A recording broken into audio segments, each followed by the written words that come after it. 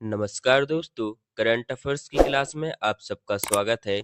आज है 3 जनवरी और 3 जनवरी से बनने वाले जितने भी करंट अफेयर्स के क्वेश्चंस हैं, उनको कवर करने की पूरी कोशिश करेंगे।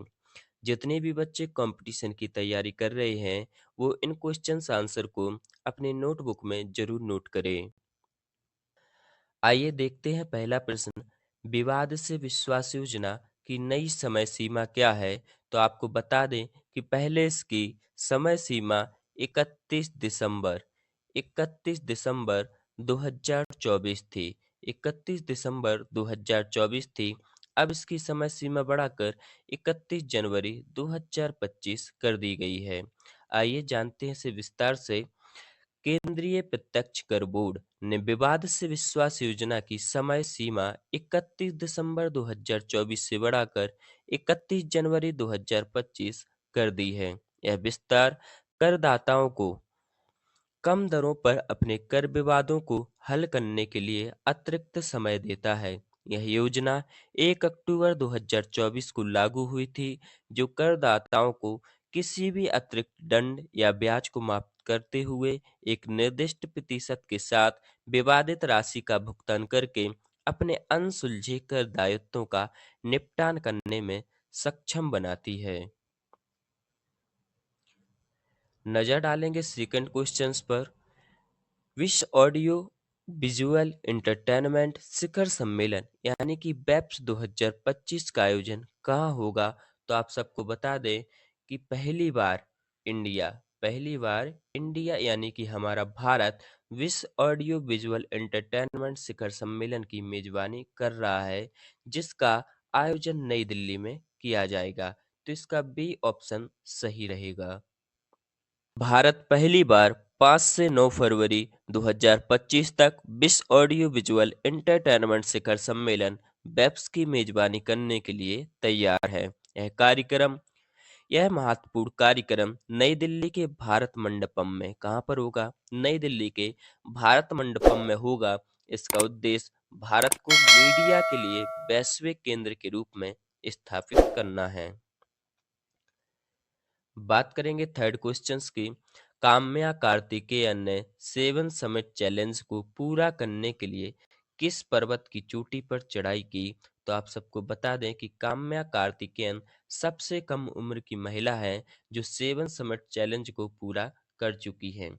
इन्होंने माउंट विंसन की पर्वत की चोटी पर चढ़कर इस चैलेंज को पूरा किया। तो इसका बी ऑप्शन सही रहेगा। मुंबई के नेवी चिल्ड्रन स्कूल की 17 वर्षीय छात्रा काम्या कार्तिकेयन ने सेवन समिट चैलेंज को सफलतापूर्वक पूरा करने वाली सबसे कम उम्र की महिला बनकर इसका इतिहास रच दिया।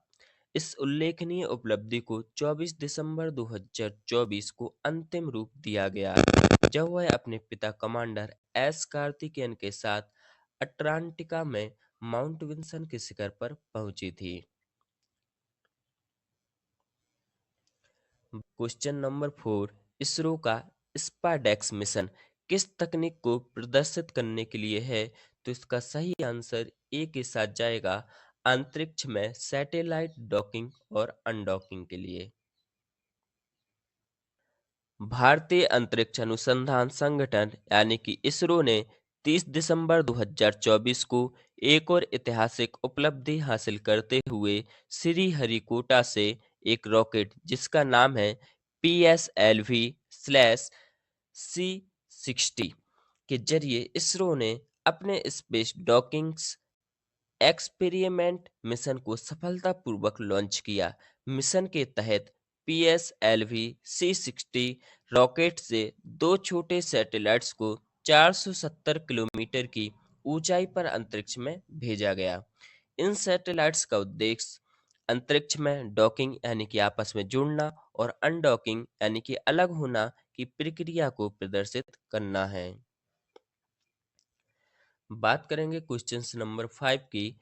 भारतीय रक्षा मंत्रालय ने एयर इंडिपेंडेंट प्रोपल्सन यानी कि AIP प्लग के निर्माण के लिए किसके साथ डील की है? तो इसका सही आंसर बी रहेगा, Mazagon dock shipbuilders limited. तो भारतीय रक्षा मंत्रालय ने हाल ही में भारतीय नौसेना की पनडुब्बियों की परिचालन क्षमताओं को बढ़ाने के लिए लगभग 2,867 करोड़ मूल्य के दो महत्वपूर्ण अनुबंधों को अंतिम रूप दिया है। इन समझौतों पर 30 दिसंबर 2024 को हस्ताक्षर किए गए थे। रक्षा मंत्रालय ने एयर इंडिपेंडेंट प्रोपल्सन प्लग के निर्माण के लिए Mazagon dock shipbuilders limited के साथ डील की है। Question number 6। हाल ही में किस देश ने दुनिया की सबसे तेज high speed train CR 450 prototype launch किया? तो आपको बता दें कि इस ट्रेन को चीन ने लॉन्च किया है, तो 6 का बी ऑप्शन सही रहेगा। चीन ने दुनिया की सबसे तेज हाई स्पीड ट्रेन CR 450 का अनावरण किया, जिसकी परीक्षण गति 450 किलोमीटर प्रति आवर्स और व्यावसायिक गति 400 किलोमीटर प्रति घंटा है। यह CR 400 फॉक्सिंग ट्रेनों 350 किमी घंटा से आगे है, जो गति, ऊर्जा दक्षता, सुरक्षा और आराम में अभूतपूर्व प्रगति को दर्शाती है। 2 लाख किलोमीटर की परीक्षण, 3,000 सिमुलेशन और 2,000 प्लेटफॉर्म परीक्षणों के माध्यम से इसको विकसित किया गया है। अगर इसमें सुविधाओं की बात करें तो वाटर कूल ट्रैजेक्शन, उच्च स्थिरता वाली बोगियां, ऊर्जा उपयोग में 20% की कमी के साथ इसमें सुविधाएं उपलब्ध हैं। इसके साथ साथ इसमें सूर की कमी है, विशाल केबिन है, साइकिल और व्हीलचेयर के लिए भंडारण के साथ यात्री को आराम में बड़ी ही सुविधाजनक है। क्वेश्चन 7। विवाद से विश्वास योजना यह किस क्षेत्र से संबंधित है? तो यह कराधान से संबंधित है। किससे संबंधित है? कराधान से। आपको बता दें, केंद्रीय प्रत्यक्ष कर बोर्ड ने विवाद से विश्वास योजना की समय सीमा पहले 31 दिसंबर 2024 थी, अब इसको बढ़ाकर 31 जनवरी 2025 कर दी गई है। इस योजना की घोषणा केंद्रीय बजट 2023-24 में की गई थी। विवाद से विश्वास योजना अप्रत्यक्ष करों के लिए 2019 की सबका विश्वास योजना पर आधारित है। यह विवादित कर, ब्याज और जुर्माने के निपटान की सुविधा प्रदान करती। यह योजना घोषणा में शामिल मामलों के लिए आयकर अधिनियम के तहत अभियोजन में छूट भी प्रदान करती है। Question number 8। सीनियर नेशनल पुरुष हैंडबॉल चैंपियनशिप 2024 का खिताब किस राज्य ने जीता है? तो आप सबको बता दें कि यह खिताब केरल ने अपने नाम किया है, तो क्वेश्चन नंबर 8 का बी ऑप्शन सही रहेगा। केरल ने चंडीगढ़ पर 34-31 से जीत हासिल करके अपना पहला senior national men's handball championship खिताब जीता। सर्विसेज के खिलाफ 23-21 से करीबी सेमीफाइनल जीत के बाद केरल फाइनल में पहुंच गया। केरल के देवेंद्र को चैंपियनशिप का सर्वश्रेष्ठ खिलाड़ी चुना गया, वहीं राहुल ने सर्वश्रेष्ठ गोलकीपर जीता। और सुजीत की बात करें तो सर्वश्रेष्ठ लेफ्ट विंग खिलाड़ी का सम्मान उनको दिया गया। टूर्नामेंट में सर्विसेज और भारतीय रेलवे ने संयुक्त रूप से तीसरा स्थान हासिल किया। क्वेश्चन 9। केंद्रीय रिजर्व पुलिस बल यानी कि CRPF के नए महानिदेशक के रूप में किसे नियुक्त किया गया? तो आप सबको बता दें कि बितुल कुमार को केंद्रीय रिजर्व पुलिस बल यानी कि CRPF के नए महानिदेशक के रूप में नियुक्त किया गया है। उत्तर प्रदेश के 1993 बैच के IPS अधिकारी बितुल कुमार को अनीश दयाल सिंह की सेवानिवृत्ति के बाद CRPF का कार्यवाहक महानिदेशक नियुक्त किया गया है। पंजाब के भटिंडा में जन्मे कुमार के पास इलेक्ट्रॉनिक्स इंजीनियर की डिग्री है, जिससे कानून प्रवर्तन में उनके विश्लेषणात्मक कौशल में वृद्धि हुई है। उन्होंने CRPF में प्रमुख पदों का कार्य किया है। 2009 में उप महानिरीक्षक से 2023 में विशेष महानिदेशक तक की प्रगति की है। कुमार के पुरस्कारों में राष्ट्रपति पुलिस पदक, जो कि उन्हें 2021 में दिया गया, और पुलिस पदक, जो कि 2009 में दिया गया, शामिल है। Question number 10। किस संस्थान ने दर्द रहित इंजेक्शन के लिए सुई रहित शॉक सिरिंज विकसित की है? तो आप सबको बता दें कि यह सिरिंज आईआईटी बॉम्बे ने विकसित की है। किसने की है? आईआईटी बॉम्बे ने, जो एक बिना सुई का इंजेक्शन है। आइए जानते हैं ये बिना सुई का इंजेक्शन किस तरह काम करता है। आईआईटी बॉम्बे ने दर्द रहित दवा देने के लिए शॉक वेव आधारित सुई रहित सिरिंज विकसित की है, जिससे त्वचा को होने वाले नुकसान और संक्रमण के जोखिम को कम किया जा सकता है। सिरिंज उच्च ऊर्जा शॉकवेव का उपयोग करके तरल दवा का एक माइक्रोजेट बनाती है, जो बिना सुई के त्वचा में प्रवेश करती है। इसमें एक ड्राइवर संचालित अनुभाग और दवा धारक होता है, जो दबाव वाली नाइट्रोजन गैस द्वारा संचालित होता है। चूहे पर किए गए परीक्षणों में प्रभावी, इसने त्वचा को कम से कम नुकसान पहुंचाते हुए गहरे ऊतकों में प्रवेश दिखाया है। यह उपकरण 1000 से अधिक उपयोगों का समर्थन करता है। केवल नोजल प्रतिस्थापन की आवश्यकता होती है, जिससे यह लागत प्रभावी हो जाता है। यह मिशन इंद्रधनुष जैसे टीकाकरण अभियान को गति दे सकता है और सुई से संबंधित संक्रमणों के जोखिम को कम किया जा सकता है। बात करते हैं क्वेश्चन नंबर 11 की। उत्तर प्रदेश सरकार ने किस शहर में अटल युवा महाकुंभ का उद्घाटन किया? तो इसका आंसर जाएगा ए के साथ।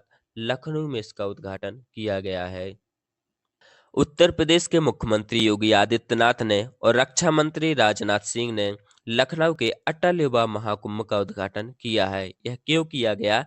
यह आयोजन पूर्व मुख्यमंत्री अटल बिहारी वाजपेयी की जन्म शताब्दी वर्ष के उपलक्ष्य में किया जा रहा है। विभिन्न प्रतियोगिताओं में उत्कृष्ट प्रदर्शन करने वाले मेधावी छात्रों को प्रमाण पत्र और पुरस्कार भी प्रदान किए गए। Question number 12। कान्हा, पैंच और बांधवगढ़ टाइगर रिजर्व किस राज्य में स्थित हैं? तो ये सभी मध्य प्रदेश में स्थित है। कहाँ पर? मध्य प्रदेश में स्थित है। ये चर्चा में क्यों है? क्योंकि केंद्र सरकार की मंजूरी के बाद मध्य प्रदेश 15 बाघों, जिसमें 12 बाघिन हैं और 3 बाघ हैं, को छत्तीसगढ़, राजस्थान और उड़ीसा में स्थानांतरित करेगा। बाघों को बांधवगढ़, कान्हा और पैंच टाइगर रिजर्व से स्थानांतरित किया जाएगा। यह बाघ रिजर्व मध्य प्रदेश में स्थित है। मध्य प्रदेश 785 बाघों के साथ भारत में बाघों की आबादी में सबसे आगे है। उसके बाद कर्नाटक, जहां पर 563 और उत्तराखंड में 560 बाघ हैं। रातापानी वन को हाल ही में मध्य प्रदेश के 8वें बाघ रिजर्व के रूप में अधिसूचित किया गया था। एक क्वेश्चन आप सबके लिए। भारत में हर वर्ष किस दिन को वीर बाल दिवस के रूप में मनाया जाता है? तो इसका आंसर आप सब लोग कमेंट बॉक्स में जरूर बताएं। इस क्लास की फ्री पीडीएफ के लिए आप हमें टेलीग्राम चैनल पर ज्वाइन कर सकते हैं, या फिर स्कैन के माध्यम से भी जुड़ सकते हैं, जहां पर आपको प्रत्येक क्लास की free of cost PDF upload की जाती है। इसके साथ ही आप सब लोग हमारे एक और चैनल कुलदीप सर ऑफिशियल से जरूर जुड़े, जहां पर आपको प्रत्येक सब्जेक्ट से संबंधित सामग्री प्रस्तुत की जाती है। पूरी क्लास ज्वाइन करने के लिए आपका तहे दिल से धन्यवाद।